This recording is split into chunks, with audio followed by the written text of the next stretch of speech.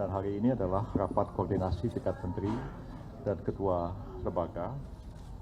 juga dihadiri oleh para anggota dan ketua Komite Percepatan Reformasi Kepolisian Negara Republik Indonesia. Dalam pertemuan ini yang dihadiri 17 kementerian, para menteri dan wakil menteri, dan ketua lembaga dan badan, semua hadir, ya, Pak Kapolri juga hadir, TNI juga hadir semua, dan dalam pembicaraan tadi itu sama-sama dibahas tentang pelaksanaan dari ketentuan pasal 28 ayat 3 Undang-Undang Nomor 2 Tahun 2002 tentang Kepolisian Negara Republik Indonesia tentang anggota kepolisian yang dapat menduduki jabatan pemerintah sipil, yang kemudian ada putusan Mahkamah Konstitusi baru-baru ini, dan setelah itu ada tindak lanjut yang dilakukan oleh Kapolri dengan menerbitkan peraturan Kapolri nomor 10 ya Pak ya, tahun 2025, dan kita mencermati juga berbagai pendapat, berbagai masukan, berbagai kritik, saran, masukan, dan bahkan polemik terhadap apa yang terjadi ini, dan kemudian kita menindaklanjutinya dengan pembahasan internal di Komite Percepatan Reformasi Polri, dan hari ini kita menyelenggarakan rapat yang diperluas koordinasi dengan kementerian lembaga yang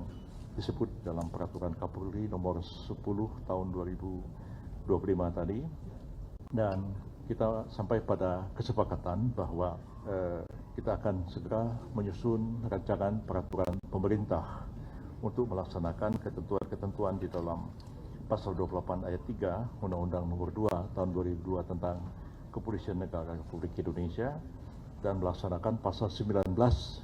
dari Undang-Undang Nomor 20 Tahun 2003 tentang Aparatur Sipil Negara. Di dalam Pasal 19 Undang-Undang ASN itu disebutkan bahwa jabatan ASN itu diisi oleh ASN, tapi jabatan ASN dapat diisi ya dari prajurit TNI dan anggota Kepolisian Negara Republik Indonesia yang jabatan-jabatan tertentu apa saja ya, itu akan diatur dalam bentuk peraturan pemerintah, dan sampai hari ini peraturan pemerintahnya belum ada. Kemudian ada putusan MK, ada peraturan Kapolri nomor 10, dan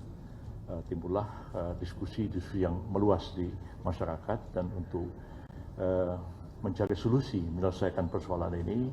maka dengan persetujuan dari Bapak Presiden itu akan dirumuskan dalam bentuk satu peraturan pemerintah,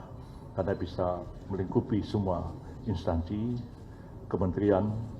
lembaga yang diatur oleh peraturan pemerintah. Kalau peraturan Kapolri tentu skopnya terbatas, internal Kapolri, tapi ini karena menyangkut kementerian dan lembaga dan melaksanakan ketentuan dalam Undang-Undang ASN dan Undang-Undang Kepolisian, maka harus diatur dengan bentuk peraturan pemerintah.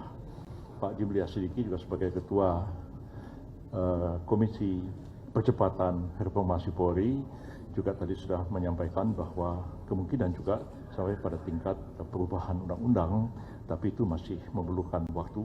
karena Komisi Percepatan itu juga masih menunaikan tugas, belum selesai sampai sekarang. Tapi kami menganggap agak mendesak untuk segera menyusun peraturan pemerintah untuk melaksanakan Undang-Undang Polri dan Undang-Undang ASN ini. Dengan selesainya, dengan masukan-masukan yang diberikan itu, insya Allah akan digodok, dan Kementerian PAN-RB dan Kementerian Sekretariat Negara juga sudah mempersiapkan draft awal dari RPP ini, akan dikoordinasikan oleh